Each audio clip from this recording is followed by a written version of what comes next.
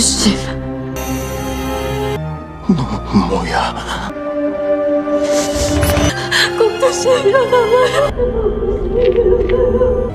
돌아와요, kok두씨. 제발 돌아와.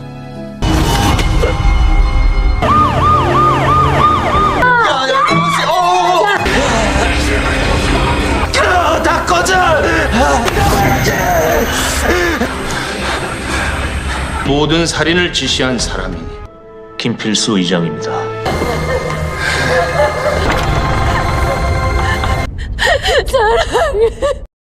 Hai guys, kali ini saya akan melanjutkan part 8 drama Kokdu Season of Deity yang dirilis tahun 2023. Ini part yang terakhir ya guys. Sebelum dimulai, subscribe dulu, like dan komen ya agar channel ini bisa lebih berkembang. Untuk yang belum nonton part 1-7, linknya ada di deskripsi ya. Bagaimana kelanjutan ceritanya? Langsung aja kita mulai. Han Gejol datang ke kantor Kim Pil-soo. Dia melihat Kokdu di lantai. Jam menunjukkan pukul 9:09. Pintu neraka terbuka. Kokdu kembali ke neraka.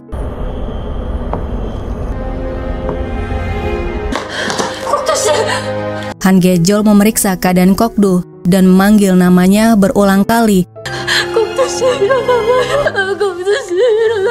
Hingga Kokdu yang di neraka mendengarnya, tapi tidak bisa kembali lagi. Namun ketika Han Gejol memanggil nama Uyon, Kokdu berhenti. Han Gejol yang sedih karena Kokdu tidak kembali, mengambil tusuk rambutnya. Kim Pil-soo mengatakan dia melakukannya untuk membela diri. Han Gejol kemudian mengatakan dia akan membunuhnya dan membunuh dirinya sendiri. Tidak masalah jika dia harus mengembara di dunia manusia selamanya sebagai hukumannya. Dewa memberikan kesempatan padanya untuk balas dendam 10.000 kali dalam 10.000 kehidupannya. Kim Pil-soo bertanya siapa dia. Tepat sebelum dia melakukannya, Kokdu memanggilnya. 설이야. Han Gejol menjatuhkan tusuk rambutnya. Kim Pil-soo kabur dan Hancul menangkapnya. Kokdu dibawa ke rumah sakit dengan ambulans. Keesokan paginya, Han Gejol minta pada Kokdu untuk cepat kembali. Pada malam harinya, Hancul datang. Dia membangunkan Kokdu dan bertanya dia hidup atau mati. Hancul bukannya ingin dia mati, namun sekarang rencana mereka jadi berubah. Dia harus menuntut Kim Pil-soo atas pembunuhan atau percobaan pembunuhan. Padahal dia memberitahu pintu neraka terbuka tadi malam dan dia akan kembali ke neraka. Han Gejol mendengar apa yang dikatakan Hancul dan minta penjelasan padanya. Hancul mengatakan Kokdu menyuruhnya untuk menangkap Kim Pil-soo saat dia mati. Han Gejol marah karena mereka merahasiakannya darinya. Han Gejol ingin berpamitan pada Kokdu sebelum dia pergi. Hancul mengatakan dia ingin kakaknya membencinya. Dia tidak mau kakaknya tidak bahagia karena merindukannya. Hari berikutnya, ketika Han Gejol membeli bunga, dia melihat berita di televisi. Kim Pil-soo ditangkap kejaksaan atas kasus percobaan pembunuhan Do Jin-woo, mantan direktur eksekutif pusat medis Pilsong. Setelah itu, Han Gejol kembali ke kamar perawatan. Dia terkejut ketika melihat Kokdu sudah sadar. Kokdu menyapanya. Setelah 1000 tahun terpisah dan tidak bisa berpamitan, saat terakhir kali bertemu, akhirnya mereka kembali bertemu. Mereka berpelukan. Setelah Han Gejol menyapanya, Kokdu menciumnya. Akhirnya guys, mereka bertemu sebagai Uyon dan Solhee setelah 1000 tahun penantian. Gaksin yang melihatnya dari luar menangis. Dia bahagia melihat perasaan cinta Kokdu yang luar biasa. Bahkan setelah 1000 tahun berlalu, perasaan itu tetap sama. Gaksin merasa telah menyia-nyiakan hidupnya. Tidak pernah jatuh cinta. Oksin mengatakan dia bisa jatuh cinta sekarang dengan pria yang ada di hadapannya. Cie-cie guys, akhirnya tumbuh nih benih-benih cinta antara Oksin dan Gaksin. Pada malam harinya, Kokdu dan Han Gejol kembali ke rumah. Ketika mereka sedang bermesraan dan mau berciuman, Oksin dan Gaksin mengganggu mereka. Guys, nggak jadi guys, batal adegan yang kalian mau. Kokdu marah. Oksin mengatakan mereka ingin melihat dan belajar dari senior mereka yang pandai melakukan itu. Han Gejol merasa malu. Dia akan naik ke atas dan melarang Kokdu untuk mengikutinya. Kokdu yang kesal pada Oksin melempar popcorn mereka kemudian mengikuti Han Gejol. Setelah itu, Gaksin mengatakan pada Oksin, Kokdu berubah. Han Gejol melarangnya mengikutinya, tapi dia malah mengikutinya. Itu artinya perintahnya tidak mempan lagi padanya. Keesokan paginya, Han Gejol mencari Kokdu di kamarnya. Kokdu datang membawa bunga untuknya. Dia mengatakan bunganya dari Australia, tapi Han Gejol tidak percaya. Guys, Han Gejol lupa kalau kekasihnya adalah dewa. Kokdu membuktikannya. mereka tiba. Han Gejol pikir dia ada di Milan, Italia. Dia sangat gembira, tapi setelah diperhatiin, ternyata mereka ada di Gapyeong, masih di Korea juga. Han Gejol bertanya kenapa berteleportasi ke Gapyeong. Kokdu menjawab agar hemat bensin dan bisa menabung. Guys, dewa ternyata hemat juga ya. Melihat Kokdu masih berteleportasi, Han Gejol senang, dia masih memiliki kekuatannya. Selanjutnya mereka makan es krim dan foto bersama. Kokdu tiba-tiba merasakan tubuhnya sakit dan Han Gejol menyadarinya. Namun Kokdu beralasan dia kedinginan kemudian memeluknya. Han Gejol ingin ke toilet, tapi dia terus menggandeng lengannya dan tidak mau melepaskannya. Kokdu mengatakan dia telah menunggu 1000 tahun, jadi tidak boleh membuang-buang waktu. Dia menyuruh Han Gejol untuk menahan dan pergi ke toilet nanti. Sampai segitunya ya guys yang lagi super kangen. Setelah itu, Kokdu mendekati Pinocchio, boneka kayu yang berubah menjadi manusia. Kokdu teringat ucapan Han Gejol yang bertanya kenapa dia tidak bisa menjadi manusia. Dia ingin menjadi manusia agar Han Gejol menyukainya. Han Gejol mengatakan dia harus mencari peri biru yang bisa mengubah Pinocchio menjadi manusia. Kokdu mengatakan, ngapain sih repot-repot nyari peri? Ada peri tepat di hadapannya. GRD Han Gejol. Kokdu minta Han Gejol berjanji untuk mengubahnya menjadi manusia. Han Gejol mengatakan peri biru bisa mengubah Pinocchio menjadi manusia setelah dia meninggal. Jadi dia harus kembali ke neraka. Kokdu menjawab dia tidak akan pergi. Saat di neraka, dia mendengar Han Gejol memanggil Uhyon, di mana itu adalah pertama kalinya dalam 1000 tahun seseorang memanggil namanya. Saat itulah dia sadar dewa telah mengabulkan keinginannya, yaitu ada seseorang yang memperhatikan dan memanggil namanya. Dia sangat berharap tidak dilupakan saat dia menunggu seseorang yang bahkan tidak bisa dia ingat. Kokdu bahagia karena pada akhirnya dia bisa mengenalinya sebagai Uhyon. Sekarang giliran dia untuk mengabulkan keinginan dewa, yaitu mendengar pernyataan cinta dari Han Gejol agar hidupnya yang terkutuk berakhir dan kedamaian abadi akan datang. Namun dia tidak memberitahu Han Gejol tujuan yang sebenarnya dia datang lagi ke dunia. Kokdu kemudian menggenggam tangan Han Gejol. Pada malam harinya, Kokdu mendengar bisikan menyuruhnya untuk membunuh lagi. Adegan selanjutnya, Han Chul mengaku pada Han Gejol kekasihnya adalah Tae Jung-won. Han Gejol terkejut, Jung-won selalu menyakitinya dan membuatnya menangis, tapi dia malah berkencan dengannya. Han Gejol memberitahu Han Chul hubungannya dengan Jung-won tidak bisa diperbaiki, jadi dia tidak bisa menerimanya sebagai anggota keluarga. Sebagai teman, Jung-won pernah mengkhianatinya, jadi Han Gejol khawatir dia akan mengkhianati Han Chul. Namun sebagai kakak, dia tidak akan memaksanya putus dengannya. Sebagai gantinya, dia tidak bisa memaksa kakaknya untuk menerimanya. Mereka keluar kamar. Jung-won yang sedang mabuk ada di hadapan mereka. Dia minta maaf pada Han Gejol dan mengungkap kebenarannya. Dulu dia sangat takut ketika mendengar ayahnya sudah keluar dari penjara. Dia takut ayahnya akan menemukannya dan memukulinya lagi. Jadi dia ingin kabur ke tempat di mana tidak ada orang yang mengenalinya. Jung Yi-den tiba-tiba memintanya untuk bergabung dengan timnya sebagai dokter dan pindah ke Amerika bersamanya. Jung Yi-den bilang dia ingin putus dengannya, jadi dia minta bantuan padanya. Namun dia tahu itu perbuatan yang salah, tapi dia tetap melakukannya karena ingin kabur dari ayahnya. Jung-won mohon maaf hingga berlutut, tapi Han Gejol belum bisa menerima permintaan maafnya. Setelah itu mereka saling jambak. Di kamarnya, Han Gejol menutup lukanya dengan bando. Kokdu masuk ke kamarnya. Dia ingin merubah isi kontrak mereka. Kokdu mencoret pasal jangan bilang kamu mencintaiku. Kokdu ingin mendengar pengakuan cinta dari Han Gejol. Han Gejol bertanya kenapa tiba-tiba berubah pikiran. Bukankah itu adalah tujuan akhir baginya? Sementara dia ingin menikmati setiap momen. Kokdu mengatakan sudah waktunya untuk mengakhirinya. Ada awal hanya ketika ada akhir. Kerinduan dimulai ketika ada perpisahan. Musim semi datang ketika musim dingin berakhir. Saat ini hanya musim dingin karena tidak ada akhirnya. Han Gejol pikir Kokdu ingin mengakhiri hubungan mereka dan melanjutkannya ke pernikahan. Kokdu tersenyum karena Han Gejol langsung bertanya mengenai pernikahan padanya. Guys, sebenarnya ini Han Gejol salah paham. Di adegan selanjutnya nanti jelas ya guys kenapa Kokdu ngomongin hal ini. Han Gejol kemudian mengatakan dia akan membuat pengakuan cinta yang akan membuatnya menangis. Suatu malam, Kokdu mendengar bisikan menyuruhnya untuk membunuh lagi. Oksin dan Gaksin menahan tubuh Kokdu. Han Gejol mendengar suara berisik dari kamar Kokdu dan membuka pintu kamarnya. Han Gejol berusaha untuk membantunya, tapi Kokdu malah mencekiknya dan mendorong Oksin. Han Gejol berusaha menutup telinganya dan mengatakan jangan dengarkan apapun. Tapi guys, udah nggak mempan. Kokdu baru mau melepaskan tangannya ketika Han Gejol memanggil Uhyun. Dia berlutut dan menyebut nama Solhi.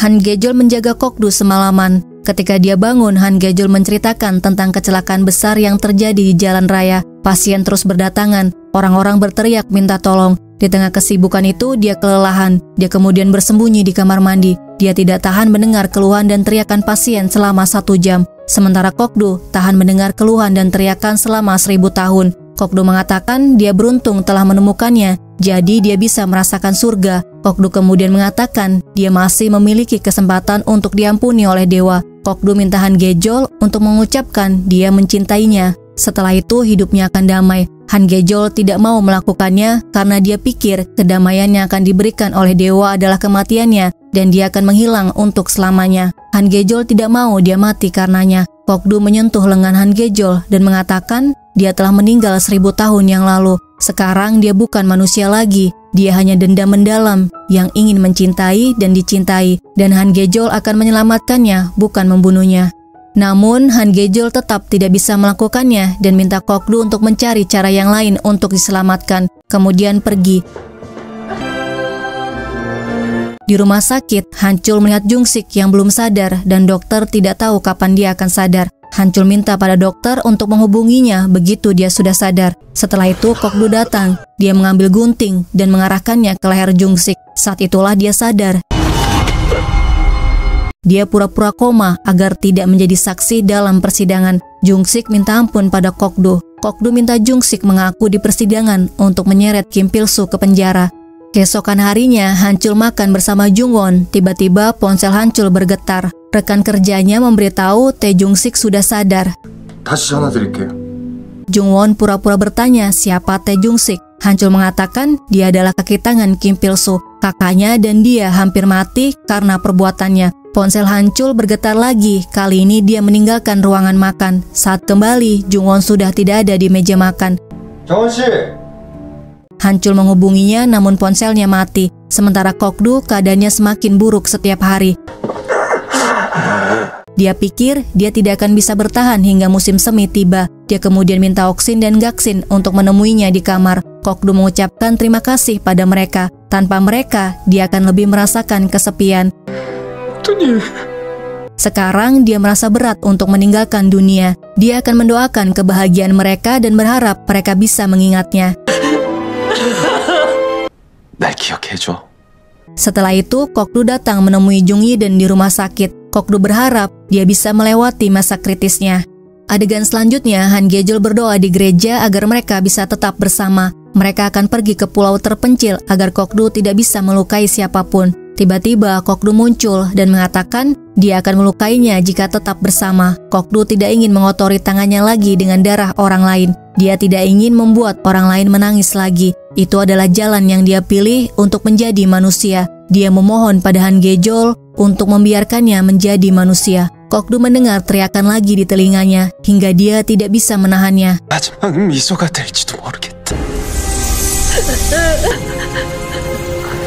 Dia pergi meninggalkan Han Gejol. Han Gejol berusaha untuk menahannya. Dia kemudian mengucapkan sarangeo. Kokdu berhenti, teriakannya menghilang. Han Gejol memeluknya.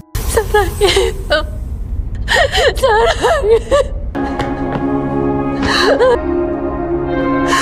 Kokdu mengatakan berkat dia setiap momen dalam hidupnya dipenuhi kebahagiaan. Han Gejol mengatakan bagaimana dia bisa hidup tanpanya. Kokdu memintanya untuk hidup dan berbahagia untuknya.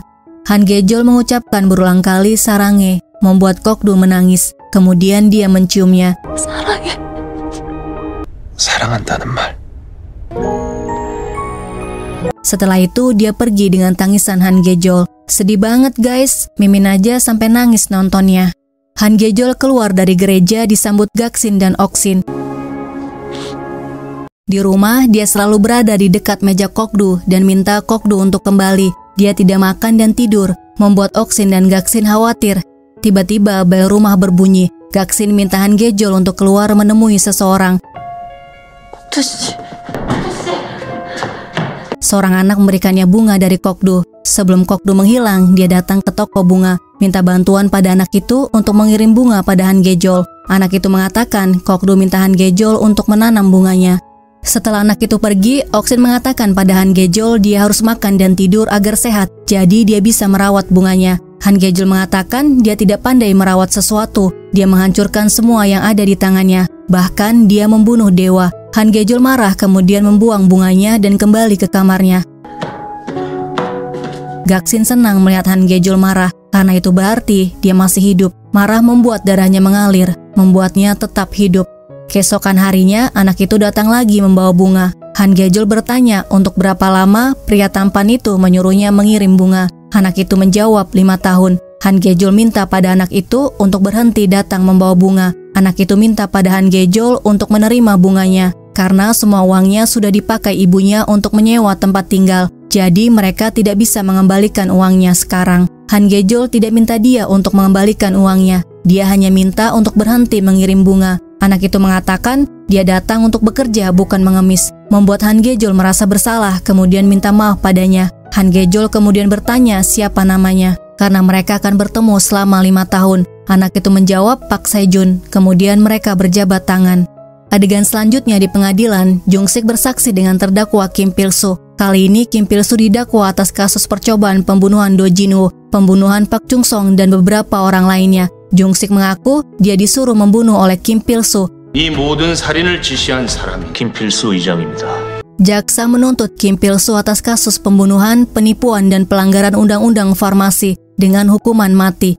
Setelah itu, Hancul menemui Han Gejol. Dia mengatakan Do Jin-woo yang mengerjakan dan menyelesaikan kasusnya, namun dia yang dipuji. Han Gejol minta Hancul untuk tidak melupakan kebaikan Kokdu. Han Gejol kemudian menanyakan hubungannya dengan Jungwon. Ternyata mereka belum bertemu lagi setelah hari itu. Han Gejol mengatakan dia sudah berusaha untuk menghubunginya melalui telepon dan email. Bahkan dia datang ke kantornya untuk memperbaiki hubungan mereka. Tidak mudah untuk memperbaiki hubungan mereka setelah memendam perasaan menyakitkan bertahun-tahun yang menyebabkan kesalahpahaman. Namun saat ini semua itu tidak penting. Setidaknya mereka masih hidup, jadi dia akan berusaha untuk memperbaiki hubungan mereka. Hancul mengucapkan terima kasih pada kakaknya.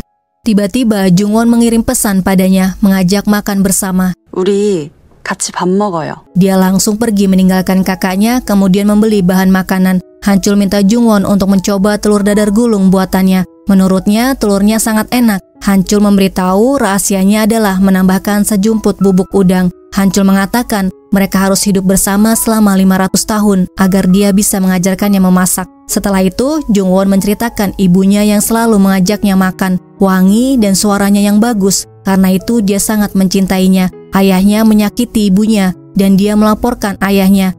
Dia keluar masuk penjara dan saat ini dia dipenjara karena kasus pembunuhan. Jungwon memberitahu ayahnya adalah Tae Jung-sik. Dia membunuh orang, menculiknya, dan mencoba membunuh kakaknya. Hancul mengatakan setiap kali melihat wajahnya, dia sangat ingin membunuhnya dan tidak akan pernah memaafkannya. Namun itu Tae Jung-sik, bukan Tae Jungwon. Bukan salahnya, dia adalah ayahnya. Jungwon membenarkan memang itu bukan salahnya. Namun jika mereka menikah, itu akan menjadi salahnya. Setiap kali mendengar cerita mengenai ayahnya, mereka berdua pasti akan menderita.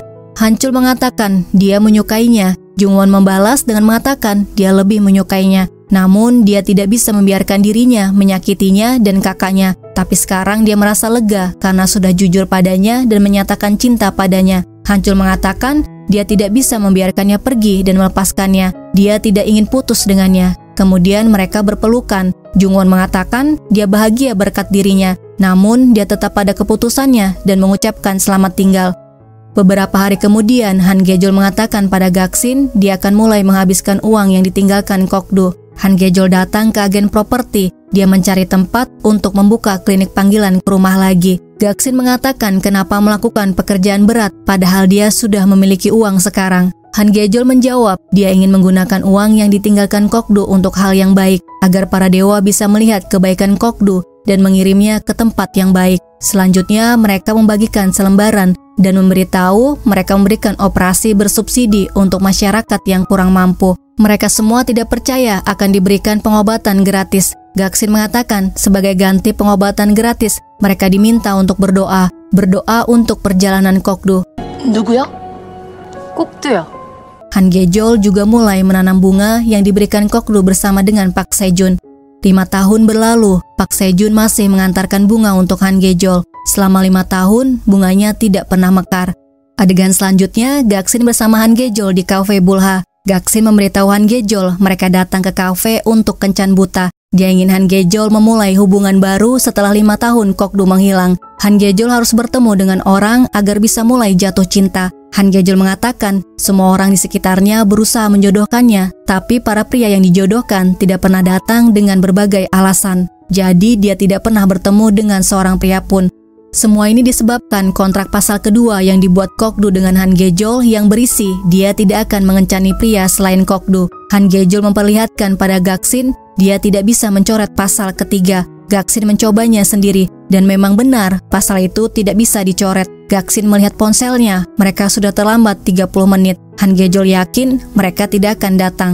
Sementara itu di toko yang menjual lauk makanan, Jungwon mencari telur dadar gulung yang setiap hari dia beli. Tapi sayangnya hari itu penjualnya tidak mengirimnya. Jadi wanita itu mengatakan dia akan memesannya esok hari. Jungwon pikir telur dadarnya wanita itu yang membuatnya sendiri. Ternyata bukan. Jungwon sadar telur dadar itu dibuat oleh Hanchul karena rasanya sama dengan buatannya. Hanchul tahu dia selalu membeli lauk di toko Eyong.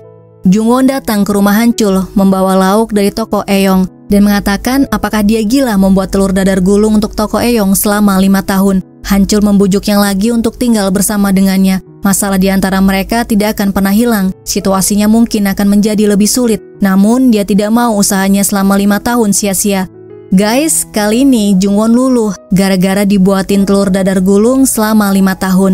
Jungwon mengatakan dia menyukainya. Tidak lama setelah itu mereka menikah. Han Gejol mengatakan dia sangat cantik seperti Tuan Putri. Jungwon mengucapkan terima kasih pada Hyungnim. Manggilnya udah berubah guys, jadi kakak ipar.